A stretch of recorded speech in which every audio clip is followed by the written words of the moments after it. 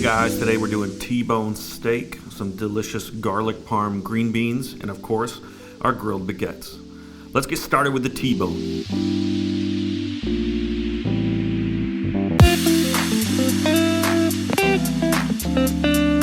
Let's get started with the T-bone. T-bone comes from the short loin of the cow right behind the ribs. And it has to be my favorite cut if meat really, because of the bone. The bone is like the best part of this whole steak. There's like these crunchy bits of meat at the end when you're done cooking. We're definitely gonna cook this fast and on medium-high heat, but first let's get to that fat on the side, the fat cap, and sort of score it. So we're gonna open it up so that when we put it in the pan, a lot of the fat can get out into the skillet, and it's gonna sort of flavor our cooking oil. It's gonna also give this amazing texture to the fat where it's gonna be like cracklings, it's gonna be like crispy and then soft on the inside. Okay, sweet, so we're gonna add some regular, just olive oil to the side. You can use vegetable oil too. I just like to get it all over, massage it in, and this will help a little with the browning and crisping and get oil in the places that maybe it won't reach right away. We're also gonna do a little bit of salt here in a second. I like to use like a fine salt.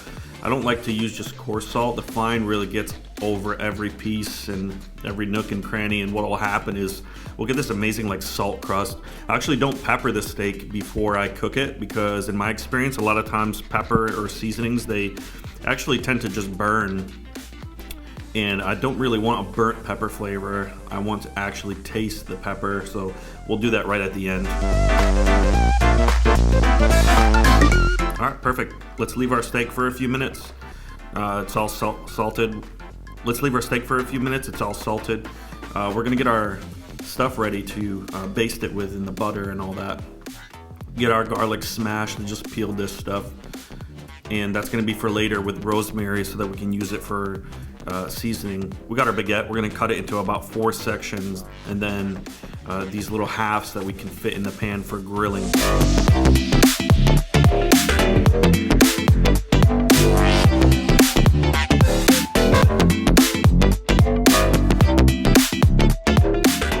Perfect. Let's now get to grilling our steak. So I like to start with the steak because then we can use the leftover seasoned butter to sort of saute our veggies. Remember to mix in a little oil though with your butter to help it from burning. We're looking for these little bubbles to form in the pan. That means that we're ready to start cooking. If you add oil, the butter doesn't brown as fast. And we want that to happen later when we're basting and when we add our garlic and rosemary. We're starting to get those bubbles. This right here is perfect. So this means we're ready to go. We're gonna start with the steak and we're gonna get that fat side in. So you can do usually 30 to 60 seconds is enough to get some of that fat into the pan. What that'll help is it'll get some of that beef flavor into the pan before we drop the steak in. It's a nice color. Some people like to do it all around, but I'm just interested in that fat side. Remember, always put the steak away from yourself. If you put it towards you, you can splash yourself with oil and that's never fun. All right, we're gonna cook this steak for about 4 minutes on one side and then we're gonna flip it and start basting it. Beautiful, here we go with our flip. Make sure to shake the pan a little bit to get that oil all under the steak, and look at that color, oh my goodness. Beautiful crust, an amazing bone color in the center. What we're gonna do is we're gonna grab our butter here on the side and throw some in, and as that sort of starts to fall apart, we're gonna throw our garlic and rosemary in. I like to move the steak to one side of the pan so I have a little spot where I can scoop with a spoon. The liquid is gonna fry the garlic and rosemary in that spot, giving us a sort of seasoned oil. Then we can use the oil to throw on top of the steak. There's a few things happening here. The butter is browning, giving it a more caramel and smoky flavor. The top of the steak throughout this whole process will be getting a little more fried. We are slowly infusing the garlic and rosemary taste into the steak as we cook. We're gonna do this for about 2 to 3 minutes on medium-high heat. This is where having the steak on one side is fantastic, giving you that little pocket to sort of pick the butter up. It's also why I love gas grills. With an electric, you'll have to put the pan down every few seconds to get back some of the heat to fry to the bottom of the steak, which I hate.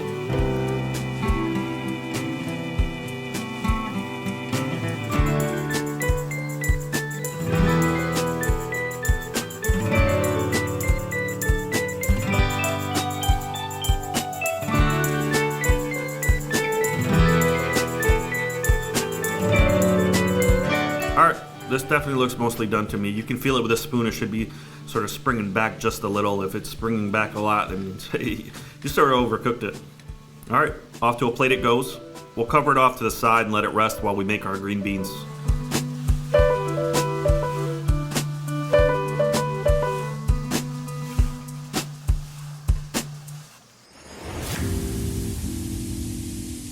Perfect. We don't want to get rid of any of this goodness in the pan, so we're going to use that to cook some of our green bean. It seems like a waste to just get rid of it.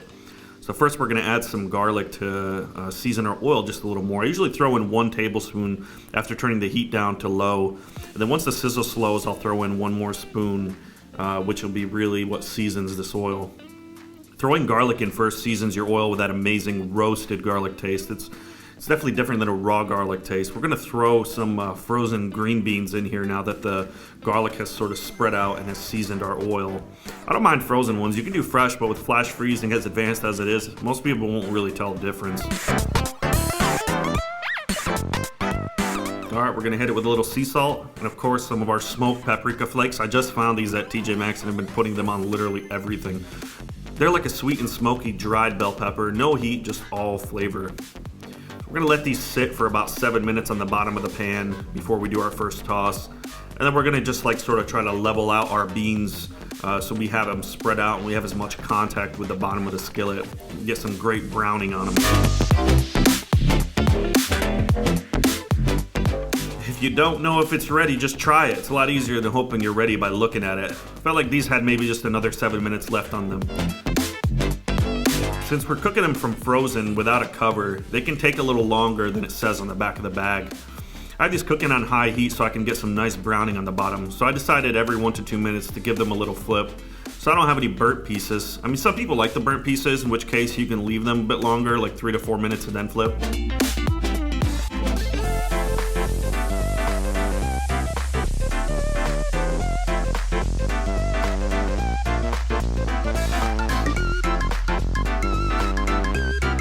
Alright, and we go with our Parmesan. I like to try and mix it up as much as possible. Parmesan tends to stick to your spoon a lot, so the more the beans you mix into, the less you lose on the spoon.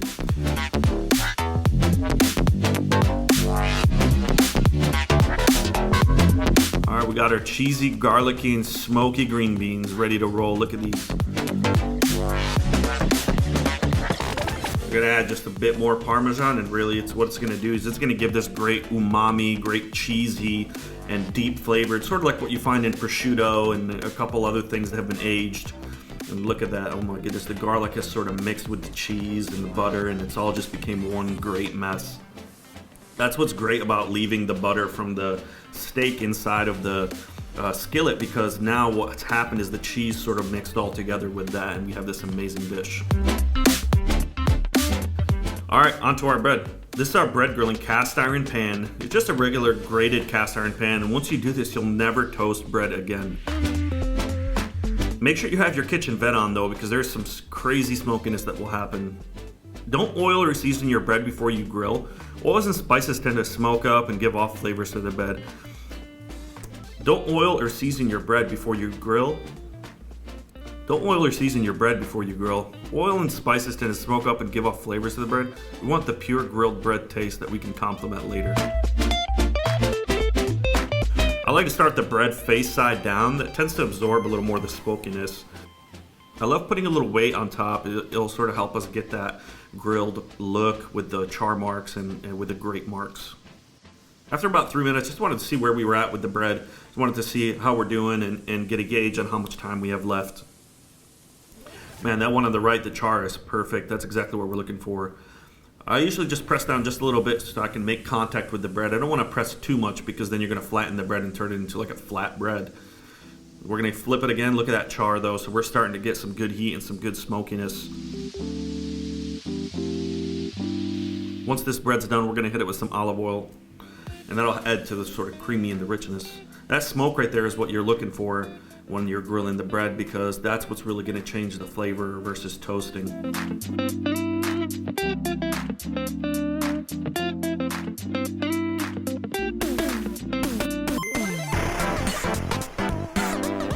Alright, our bread's been toasted perfectly. Look at those grill marks. This is definitely something that you can keep in your fridge and even eat for breakfast the next day. We're gonna take all our bread out and we're gonna just sprinkle some olive oil right on top of it. That's gonna add a little bit of like creamy, rich flavor, and of course some coarse sea salt to bring out all the flavor that we just put into our bread.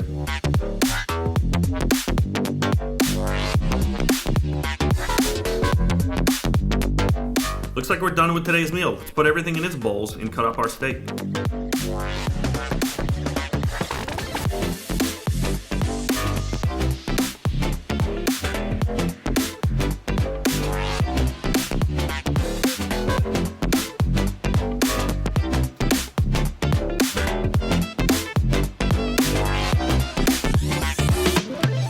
I like to cut the steak away from the bone and then slice it into pieces.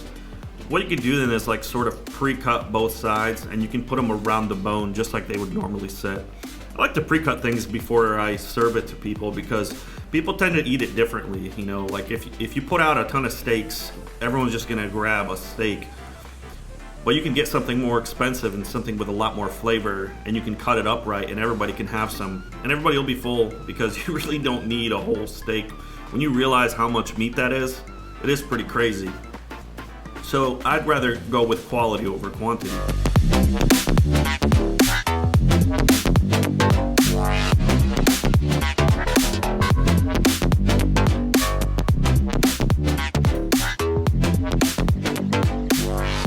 This bone is literally the best part of the whole steak. They're just these delicious roasted bits of meat stuck to the bone. There's a beautiful medium in the center for us. The steak came out a beautiful medium right in the center, and that sauce that's underneath it in the plate is literally what's going to set it apart. Most people think that you're not even supposed to touch that stuff, but what's in the bottom is the beef fat with the butter and the garlic and the rosemary. It's all mixed together.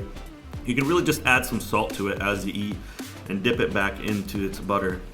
Look at that, beautiful medium, moist, good. We're ready to go. You gotta love the crust on the top of this steak. It's like caramel. It looks like it's almost like sugar glazed, but it's really just that butter caramelization mixed with the garlic. It's really just that garlic caramelization mixed with the butter, and it's really just that butter caramelization with the garlic and the rosemary just reacting with the beef and the outside of it, making a beautiful, beautiful color and taste.